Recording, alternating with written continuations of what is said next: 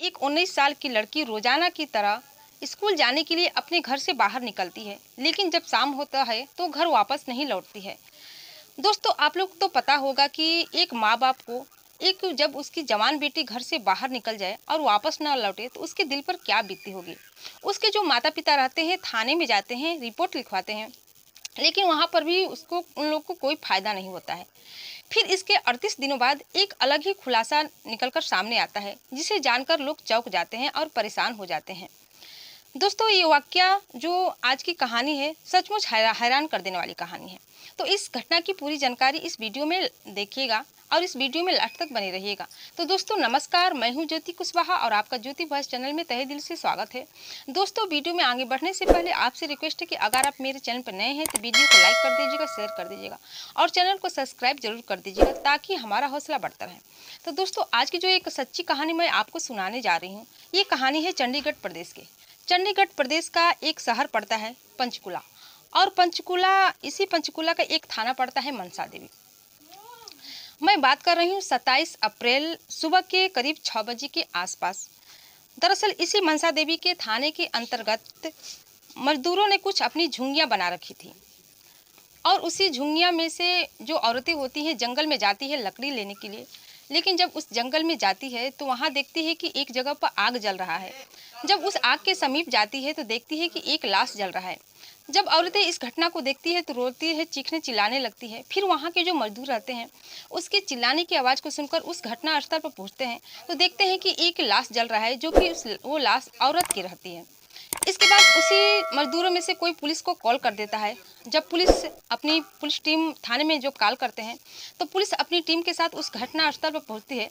तब तक वो लाश जो रहती है पूरी तरीके से जल चुकी होती है। इसके बाद पुलिस उस लाश को अपनी हिरासत में लेकर पोस्टमार्टम के लिए भेज देती है, और जब उसकी जांच करती है तो पता चलता है कि दरअसल जो लाश थी एक महिला की लाश थी। फिर इसकी जांच के लिए वहाँ के सभी मजदूरों से इसकी पूछताछ करती है कि आखिर ये लाश किसकी है, लेकिन वहाँ भी उन लोगों को कोई मदद नहीं मिलता है, कोई इस घटना के बारे में बता नहीं पाता है। फिर धारा 302 के तहत अज्ञात अपराधियों के खिलाफ मुकदमा दर्ज होता है, और लेकिन पुलिस के सामने सबसे बड़ा एक चैलेंज आ जाता है कि जब तक इस लाश का शिनाख्त ना हो जाए तब तक इस केस को आगे नहीं बढ़ा सकते।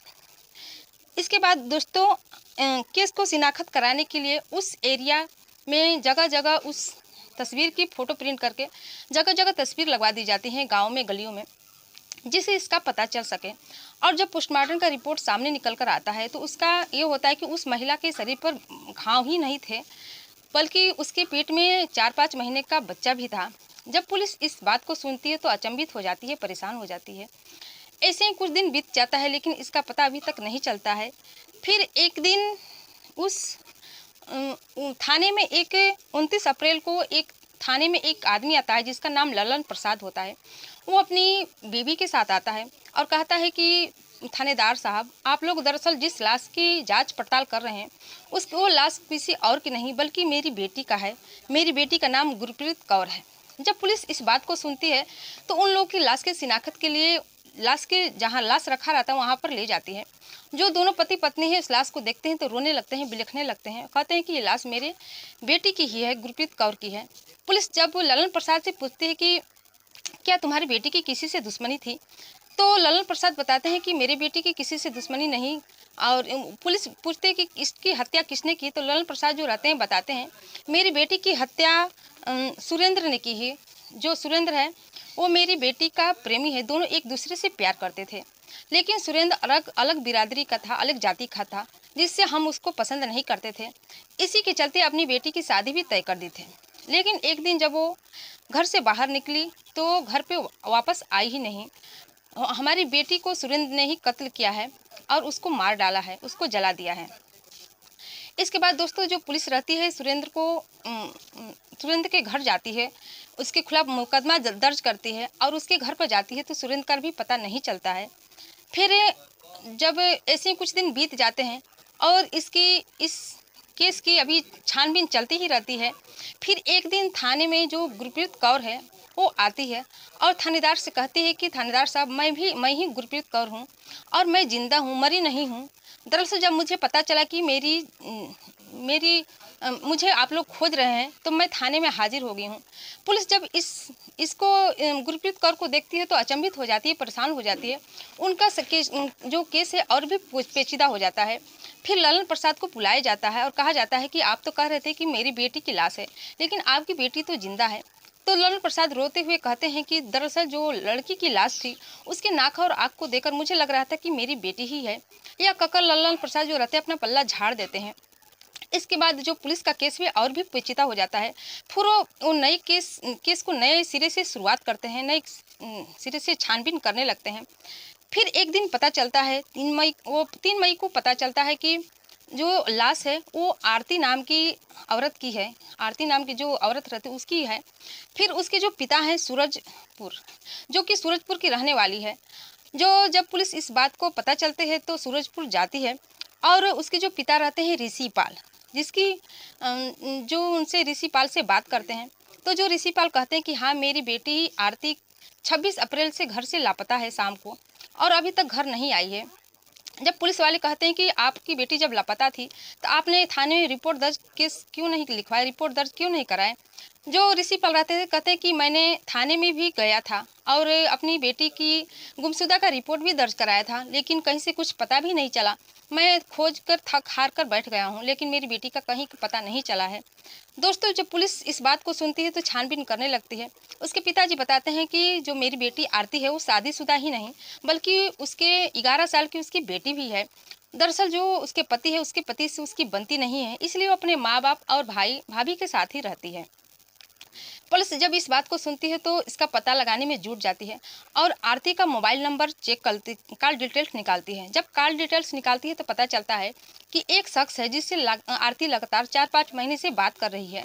जब उस शख्स का नंबर निकाला जाता है तो उसका चेक किया जाता है तो जो नंबर रहता है वो एक आनंद नाम के लड़के का रहता है, जो कि जिसकी उम्र 26 साल रहती है। उसी का वो नंबर मिलता है और वो चेक टाउन एरिया का रहने वाला होता है।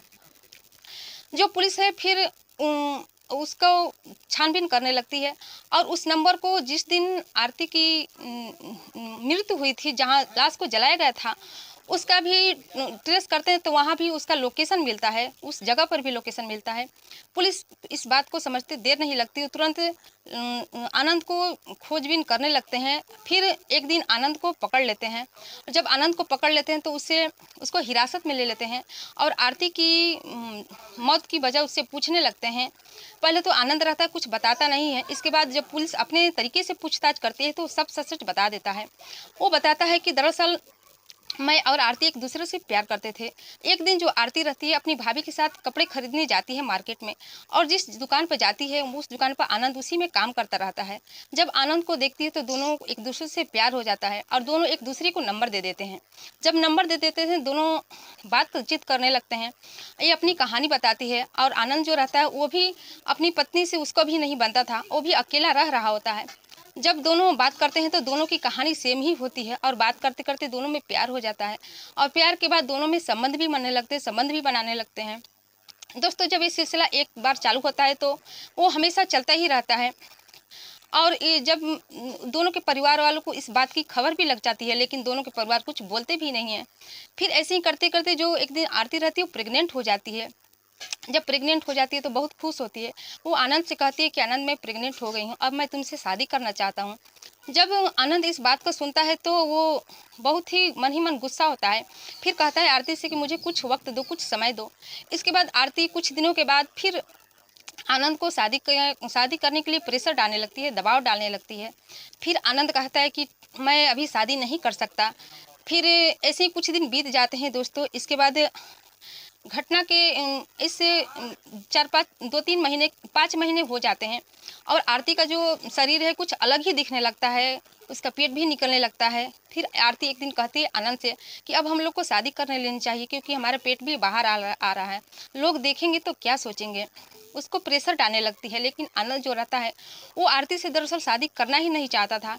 फिर जब आनंद जान जाता है, समझ जाता है कि ये मेरा पीछा नहीं छोड़ेगी, मुझसे शादी करके ही रहेगी, तो एक दिन आरती को अपने घर पे बुलाता है।